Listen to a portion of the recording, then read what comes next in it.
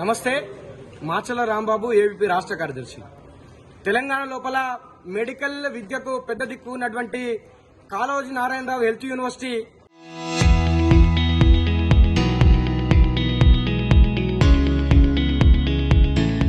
నిత్యం వివాదాలకు care of address గా నిలుస్తున్నది. దీనికి ముఖ్య కారణం ఇక్కడి పాలకుల యొక్క అలసత్వం అయితే ప్రభుత్వం యొక్క నిర్లక్ష్యం అని చెప్పేసి ఏబీపీ భావిస్తా ఉన్నది. నిన్న చూసినాం, 15వ తారీఖు రాసినటువంటి ఎగ్జామ్ ని దానిలో కావాలని ఈ యొక్క ఎగ్జామినేషన్ కంట్రోలర్ అక్కడ ఉండడం బీఓఎస్ తర్వాత పేపర్ సెట్టింగ్ చేసినటువంటి వాళ్ళ తప్పిదం కారణంగా విద్యార్థులను బలి చేస్తూ దాన్ని క్యాన్సిల్ చేయడం జరిగింది. విద్యార్థులందరూ కూడా, మెడికల్ విద్యార్థులందరూ కూడా వాళ్ళు ప్రాక్టీసింగ్కి వెళ్లి నిత్యం స్ట్రెస్ తో ఉండి వాళ్ళు ఎగ్జామ్స్ రాస్తూ ఉంటారు. ఇట్లా రాసిన తర్వాత ఈ రోజు రాసిన ఎగ్జామ్ రేపే క్యాన్సిల్ అంటే వాళ్ళ యొక్క మానసిక స్థితి ఏ విధంగా ఉంటుందో మనం అర్థం చేసుకోవాలి. లాంగ్ స్టాండింగ్ ఎగ్జామినేషన్ కంట్రోలర్ ఇక్కడ ఎందుకు ఉంటున్నాడో, వీసీ గారు ఎందుకు ఆయన మీద చర్యలు తీసుకుని లేకపోతున్నాడో చెప్పాలి. ఒక 8 సంవత్సరాలు ఒకరే ఎగ్జామినేషన్ కంట్రోలర్ గా ఉంటుండంటే ఆయన యొక్క పెత్తనం ఇక్కడ ఏం నడుస్తుందో మనం అర్థం చేసుకోవాలి. పోయిన వీసీ రిజిగ్నేషన్ ఇచ్చిపోవడానికి కారణం ఏంటిది? పీజీ విద్యార్థుల యొక్క రివాల్యుయేషన్ సంబంధించిన దానిలో అవకతవకలు జరిగినాయని చెప్పేసి. రివాల్యుయేషన్ సంబంధించిన విషయాలు చూసేది ఎవరు? Examination controller. ఎగ్జామినేషన్ కంట్రోలర్ పోయిన వీసీ కలిసి చేసిన దందా కారణంగానే అది బయటపడడం కారణంగానే వీసీ ఇక్కడి నుంచి రాజీనామా చేసిపోయింది తప్పిస్తే ఇప్పటి వరకు ఎగ్జామినేషన్ కంట్రోలర్ మీద చర్యలు తీసుకోలేదు.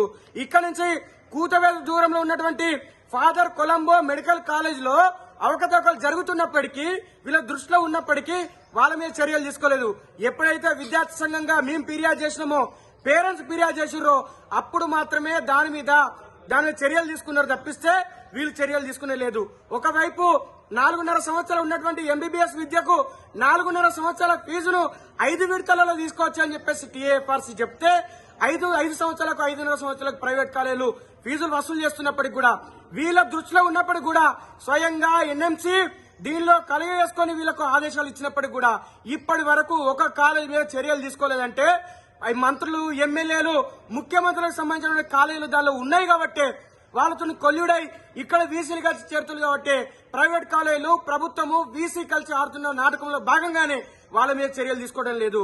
ఒకవైపు అంటే ఎంబీబీఎస్ అయిపోయినటువంటి విద్యార్థులకు సంవత్సరం ఏదైతే ఇంటర్న్షిప్ ఉంటుందో, ఇంటర్న్షిప్ కు సంబంధించి గవర్నమెంట్ ఇచ్చేటువంటి వృత్తిని, స్టైఫండ్ ని కాలేజీలే వాళ్ళ దగ్గర స్టూడెంట్స్ అకౌంట్లు పెట్టుకుని, ఏటీఎంలు పెట్టుకుని వాళ్ళే డ్రా చేస్తున్నప్పటికీ ఈ విషయం మీద కోర్టులు స్పందించినప్పటికీ కూడా ఇంతవరకు వీసీ గాని యూనివర్సిటీ గాని స్పందించలేదంటే దీని వెనుక ఎంత పెద్ద తతంగం నడుస్తుందో మనందరం ఆలోచించాలి. ఒకవైపు పీజీ సీట్లు ఏవైతే ఉన్నాయో బి కేటగిరీ సీట్లను ఎన్ఆర్ఐ కోటాలో అమ్ముకోవడానికి కూడా కుట్ర పన్నుతున్నప్పటికీ కూడా ఈ యూనివర్సిటీ ఏం చర్యలు తీసుకోలేదు. ఇంకొక పెద్ద ఆపద రాబోతున్నది. ప్రైవేట్ కాలేజీలన్నీ కూడా ఏకీకృత ఫీజును అమలు చేయాలని చెప్పేసి కోర్టుకు పోవడం జరిగింది. కోర్టు డైరెక్షన్లు కూడా ప్రభుత్వానికి ఏకీకృత ఫీజును మీరు పరిశీలించమని వచ్చింది. వేల కోట్ల సామ్రాజ్యం కలిగిన ప్రైవేట్ కళాశాలలు ఈ యొక్క కన్వీనర్ కోటా సీట్లను మాయం చేసేందుకు కుట్ర పన్నుతున్నాయి.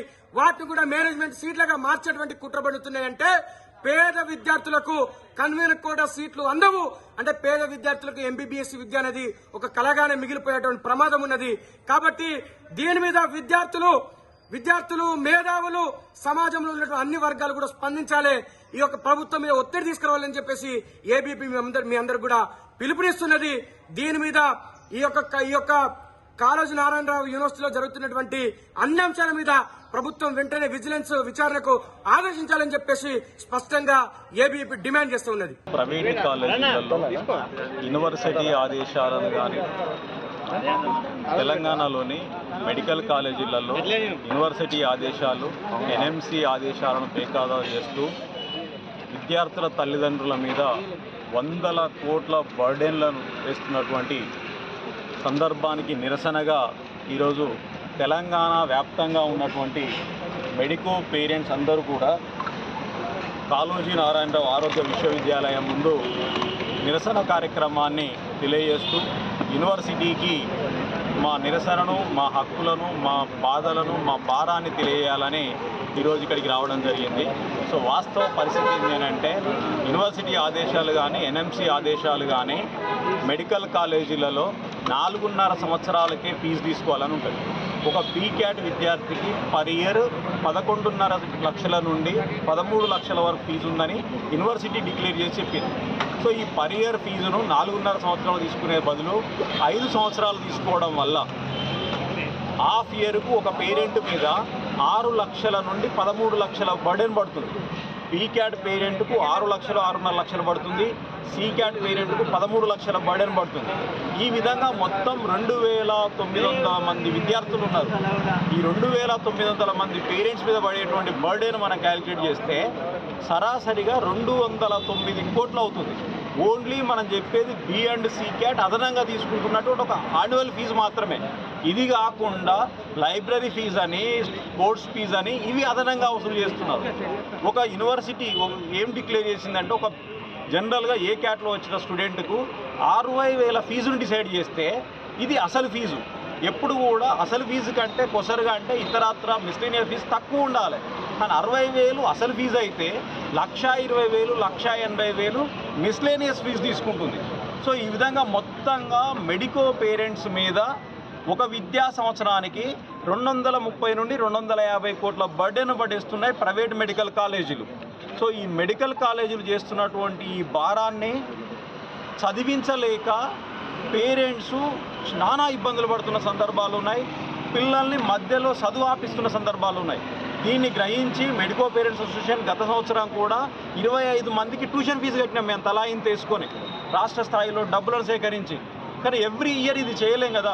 ప్రభుత్వమే ఏ ఫీజు ఉన్నా కూడా ఒక డిక్లరేషన్ ఇస్తూ ఒక ట్యాబులర్ ఫామ్ ఇస్తూ నిర్దిష్టంగా ఒక విద్యార్థి ఇంతే ఫీజు కట్టాలనేది చెప్పకుండా ఒక డైలమాలో పెట్టడం ఇది పెద్ద కన్ఫ్యూజన్కు దారితీస్తుంది. కాబట్టి ఈరోజు మా నిరసన ప్రత్యేకించి విద్యార్థులు కట్టాల్సిన ఫీజును స్పష్టంగా చెప్పాలనేది ప్రధాన డిమాండ్.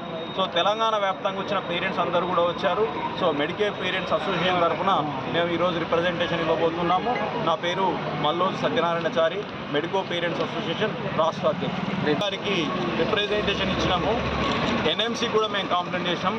తెలంగాణలోని మెడికల్ పేరెంట్స్ అసోసియేషన్ ఇచ్చిన రిప్రజెంటేషన్ తోటి ఎన్ఎంసీ దేశవ్యాప్తంగా ఒక పబ్లిక్ నోటీస్ రిలీజ్ చేసింది. దేశవ్యాప్తంగా ఏ కాలేజీలో కూడా 4.5 సంవత్సరాల కంటే ఎక్కువ ఫీజు తీసుకోకూడదు అని మొత్తం దేశం మొత్తానికి అమలయ్యే విధంగా మీరు ఇదే తీసుకోవాలని నోటీసును కూడా రిలీజ్ చేసింది. అది తెలంగాణ నుండి వచ్చిన చైతన్యం, తెలంగాణ నుండి చేసిన కంప్లైంట్. సో ఇంకా విచిత్రం ఏంటంటే ఏప్రిల్ 2వ తారీఖు నాడు యూనివర్సిటీ సర్క్యులర్ జారీ చేసింది. ఏ కాలేజీ కూడా 4.5 సంవత్సరాల కంటే ఎక్కువ ఫీజు తీసుకోవద్దు, తీసుకుంటే మాకు ఫిర్యాదు అందితే గుర్తింపు రద్దు చేస్తామని. ఏప్రిల్ 5వ తారీఖు నాడు మెడికల్ కాలేజీలు మీరు 5 సంవత్సరాల ఫీజు కట్టాలని పేరెంట్స్ నోటీసులు ఇచ్చినాయి. 2వ తారీఖు యూనివర్సిటీ చెప్పినా కూడా అసలు యూనివర్సిటీ అంటే మాకు డోంట్ కేర్, మాకు సంబంధం లేదు, మేము చెప్పిన ఫీజు మీరు కట్టాల్సిందే అని ఒక బలవంతపు ధోరణిని తీసుకొచ్చి పేరెంట్స్ మీద రుద్దుతుంది. ఆల్రెడీ యూనివర్సిటీ నోటీసులు గతంలో కూడా పెట్టాం. ఇప్పుడు కూడా అందరం భారీ ఎత్తున పోయి దీని మీద రిప్రజెంట్ చేసి పోయి ఒక టైం బాండ్ను కూడా ఇవ్వబోతున్నాం. ఎట్టి పరిస్థితుల్లో కూడా మేము కట్టాలా, చదువుని ఆపాలా, లేదా కొన్ని కాలేజీలు 4.5 సంవత్సరాలు తీసుకుంటున్నాయి.